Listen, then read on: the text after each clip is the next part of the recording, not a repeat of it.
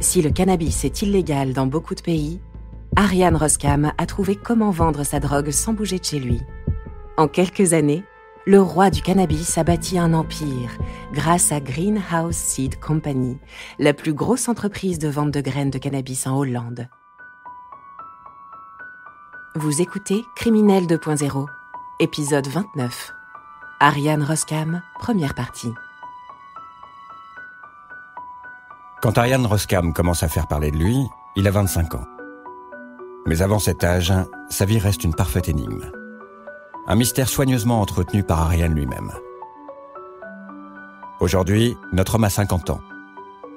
Il préfère rester très évasif sur son business sulfureux et encore plus sur son enfance. Je ne pense pas qu'il y ait tellement de mystères autour de ça. J'ai grandi en Afrique. À l'âge de 7 ans, j'étais plutôt seul. Ariane Roskam. Et pour survivre sur cette planète, il a fallu s'endurcir, travailler dur, prendre des risques. Et plus tard, j'ai vécu en Asie. J'ai vécu dans 12 pays différents. Nous n'en saurons guère plus sur ses parents ou sur son parcours scolaire. En revanche, une chose est sûre. Notre grand voyageur est revenu dans les années 80 dans son pays natal, la Hollande. Et plus précisément à Amsterdam. À l'époque, cette ville tranquille, célèbre pour ses canaux, ses balades à vélo et son ambiance romantique, est en passe de devenir une bizarrerie aux yeux du monde. Car depuis une quinzaine d'années, dans certains quartiers, des boutiques étonnantes sont apparues. Des coffee shops. On y propose du hashish. Et dans d'autres magasins, des champignons hallucinogènes. Une révolution. Une pratique commerciale tolérée par le gouvernement. La Hollande apparaît alors comme le pays le plus permissif au monde en matière de drogue. Bernard Brunig est le propriétaire du premier coffee shop à Amsterdam. Il se souvient très bien de ses débuts confidentiels. Il n'y avait rien sur l'immeuble, à l'extérieur, qui indiquait coffee shop ou marijuana. De dehors, tu ne pouvais absolument pas voir qu'il y avait quoi que ce soit en rapport avec le cannabis. Et on faisait les choses un peu secrètement. La plupart des coffee shops sont des endroits très sombres, assez glauques, avec de toutes petites fenêtres, de gros néons dehors et du reggae à l'intérieur. Joachim Helms, associé d'Ariane Roskam. C'est le stéréotype d'un coffee shop, un endroit glauque et très sombre. C'est dans ce décor qu'Ariane Roskam tente de percer. Et il a déjà une vision très précise de son futur business. Il veut casser le marché du hashish. Le hashish, c'est cette pâte marron extraite du cannabis. Ariane lui veut imposer un nouveau produit. De l'herbe. De la marijuana qu'il a glanée lors de ses voyages.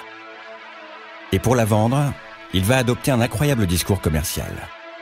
Il va bâtir une légende aussi difficile à vérifier qu'à croire.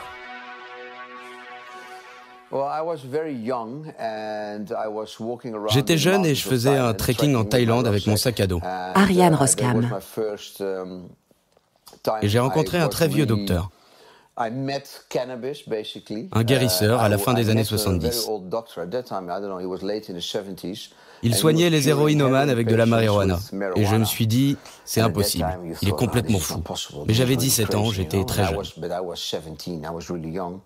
Je suis resté un jour, 2 jours, et finalement une semaine entière, à regarder cet homme, et quand je suis parti, il m'a donné ses graines.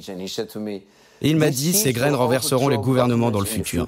Elles sont très puissantes, très bonnes.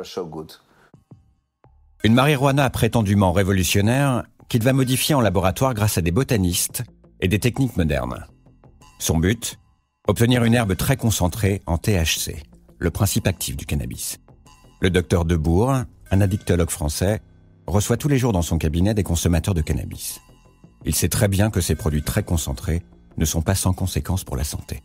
Il va y avoir une dépendance plus forte. Docteur Debourg. La dépendance au cannabis, elle est essentiellement psychique, mais quand même, on voit bien en clinique que quelqu'un qui fume régulièrement des herbes, surtout concentrées, ou le cannabis concentré, va avoir du mal à arrêter, il va avoir de l'insomnie, il va avoir de l'irritabilité, il va avoir des syndromes dépressifs, etc. Si vous consommez une herbe très concentré, vous avez plus de risques d'accident aigu. Si vous êtes un peu fragilisé, ou si vous êtes à un moment fragile de votre vie parce qu'il vous est arrivé des événements un peu difficiles, eh bien, avec cette herbe concentrée, vous risquez plus des bad trips, comme on dit. Le sujet va avoir tendance à se replier sur lui-même. On peut, à l'extrême, avoir des gens qui passent leur journée à regarder la télé sur un canapé. Des effets secondaires dont Ariane Roskam n'a que faire. Sa marijuana, il va la proposer à différents coffee shops, mais à sa grande surprise, personne n'en veut. Malheureusement, ça n'a pas marché. Les revendeurs n'étaient pas motivés. Bernard Bruning. Ils disaient juste aux clients « Vas-y, essaye ». Du coup, les variétés que je cultivais, ils me les ont vendues au bout de 2 mois. En me disant « Les gens n'en veulent pas ici, c'est un pays où on fume que du hash, pas de la marijuana ». Pour le jeune homme, c'est une immense déception. Mais Ariane est ambitieux et têtu. Puisque les Hollandais ne veulent pas prendre son herbe, alors il va la vendre lui-même. Et pour cela, il va casser les codes des coffee shops. Nous sommes en 1992. Ariane Roskam cherche à ouvrir son propre coffee shop. Il n'a pas beaucoup d'économies. Alors il va miser sur ce quartier populaire, notamment cette rue, la Tolstraat. Et là, il va prendre un risque fou. Rendre totalement transparent ce qui, jusqu'à présent, était caché. Son premier coffee shop possède donc une grande vitrine. L'intérieur est soigneusement décoré. L'endroit se veut convivial. Il propose même une carte de snacking assez élaborée. Une stratégie bien pensée pour attirer des clients qui ne seraient jamais entrés dans un coffee shop. Il a compris que pour rendre le monde du cannabis plus acceptable, il fallait le rendre plus glamour. Qu'il fallait améliorer le statut social des coffee shops. C'est ça qu'il a très bien compris. Tout est transparent. On peut regarder à l'intérieur et voir ce qu'il se passe. Joachim Helms. Parce qu'il n'y a rien à cacher. Les gens fument tranquillement du cannabis, ils parlent ensemble et ont des conversations intéressantes. Et il n'y a rien de mal à cela. Joachim est aujourd'hui le directeur d'un des coffee shops d'Ariane. Il a débuté comme simple serveur. Il sait bien que tout a été minutieusement étudié.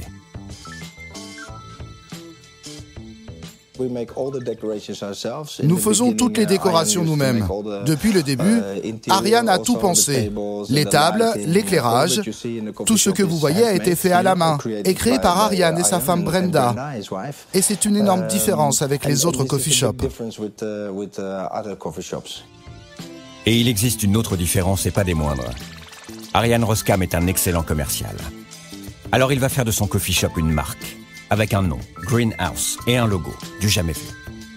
Le marketing débarque dans l'univers des fumeurs de joint. Il représente un changement de ce marché. Dr Bokaout von Scholing, chercheur en sociologie. Qui était petit, babacool à l'origine, et maintenant c'est commerce. Ariane est assez futé pour se dire qu'il doit proposer le plus beau des coffee shops. Derek Bergman, journaliste. Le logo le plus travaillé puisque les autres coffee shops n'ont même pas de logo. Je pense qu'il a tout anticipé en se disant « je veux être le meilleur et ça rapportera ». Ariane veut que le nom de Greenhouse dépasse les frontières du pays. Alors il va avoir une idée qui va booster ses ventes. Participer à la Cannabis Cup. Il s'agit d'un concours hallucinant. Une compétition qui serait immédiatement interdite si elle se déroulait en France. Car la consommation de drogue y est non seulement prohibée, mais aussi dangereuse pour la santé. La Cannabis Cup récompense, entre guillemets, les meilleurs coffee shops, meilleures herbes, meilleurs hashish. On y trouve tout ce qui peut se fumer sur Terre. C'est le rendez-vous incontournable des fans de joint.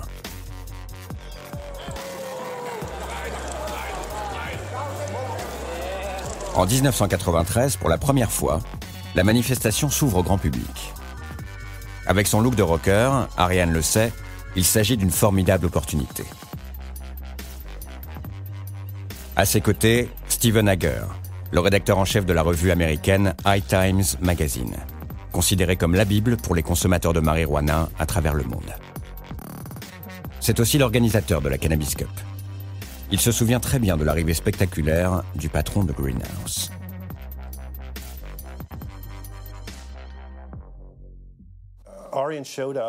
Arian est arrivé et il a placé un petit bar avec de la bière gratuite dans la salle que nous avions. Steven Hager, ancien rédacteur en chef au High Times Magazine. Il les a distribués et il est venu me voir et m'a demandé « Qu'est-ce que je peux faire pour t'aider ?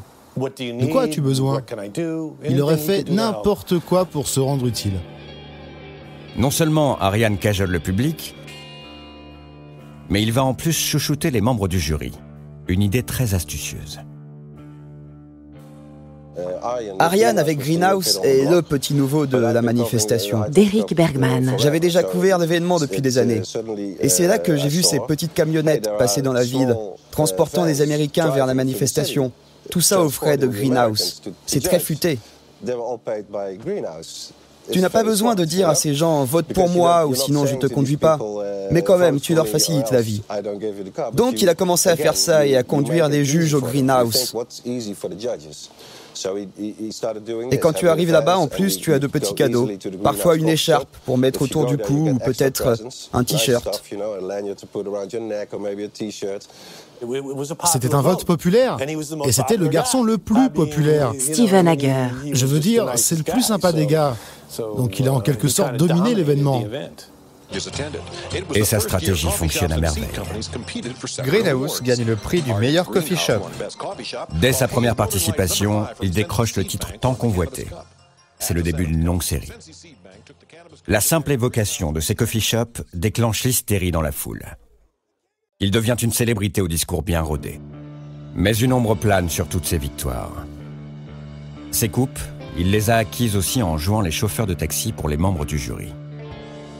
Et puis, il s'est mis dans la poche une partie du public en distribuant toutes sortes de gadgets. Dans l'histoire, il y a aussi qui est-ce qui a fait le plus de merchandising, qui a distribué le plus de casquettes, qui a fait tourner le plus de joints gratuits, qui. Laurent Appel, journaliste et membre d'Asud. Et Arian, il a quand même eu des rappels à l'ordre en matière de merchandising un peu trop agressif, notamment au Cannabis Cup. Et il est très présent. Il a su aussi très bien vendre son histoire. Ses méthodes nouvelles, sa proximité avec le jury. Tout cela agace ses concurrents. Certains l'accusent même de tricherie. Ils le détestaient. Ils étaient jaloux de lui. Comme c'était un bon ami à moi, du coup, tout le monde croyait que je le favorisais. Ce qui était faux. On a essayé de faire en sorte qu'il ne gagne pas. Je changeais les règles chaque année pour rendre les choses plus difficiles pour lui. Parce que je savais que ce n'était pas bon pour la compétition s'il gagnait tout le temps. C'est devenu un peu un jeu entre nous. J'essayais de faire gagner quelqu'un d'autre. J'ai fait tout ce que j'ai pu pour aider les autres, mais Arian gagnait à chaque fois. Rien ne l'arrête. Arian obtient même la consécration dans cet univers en faisant la une de High Times Magazine. De quoi booster définitivement sa popularité dans le cercle de fanatiques de marijuana. C'est un homme séduisant et d'ailleurs la couverture a été très populaire. Et ce numéro s'est très bien vendu. Tout le monde dans le mouvement a su dès cet instant qui il était. Son entreprise a juste décollé comme une fusée et il a commencé à faire des millions de dollars. Au total, en 20 ans, Arian va remporter 84 titres à la Cannabis Cup. L'impact de cette compétition est énorme, parce qu'il y a tant d'Américains qui viennent ici tout au long de l'année, et pas juste pendant la Cannabis Cup. Et s'ils savent qu'un coffee shop a gagné 20 coupes, bien sûr, ils iront là-bas. Si tu gagnes une coupe, l'année suivante, tu fais quelques millions supplémentaires avant de tes graines. C'est une formule qu'Arian a découvert. Avoir un très bon coffee shop, un très bon produit, participer à la Cannabis Cup et vendre l'herbe, et donc ramener encore plus de clients dans ton coffee shop qui vont venir pour acheter, etc., etc. C'est un véritable cercle sans fin. Et à chacune de ses victoires, Arian rapporte ses précieuses coupes dans ses boutiques. Champion du monde encore. Et il va les placer bien en évidence dans ses coffee shops. Celui qui a fait sa célébrité avec une drogue pourtant dangereuse pour la santé et illégale dans la plupart des pays, va aller encore plus loin en trouvant une autre idée pour devenir encore plus célèbre.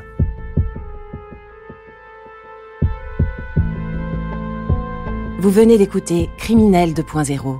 Si vous avez aimé ce podcast, vous pouvez vous abonner sur votre plateforme de podcast préférée et suivre Initial Studio sur les réseaux sociaux.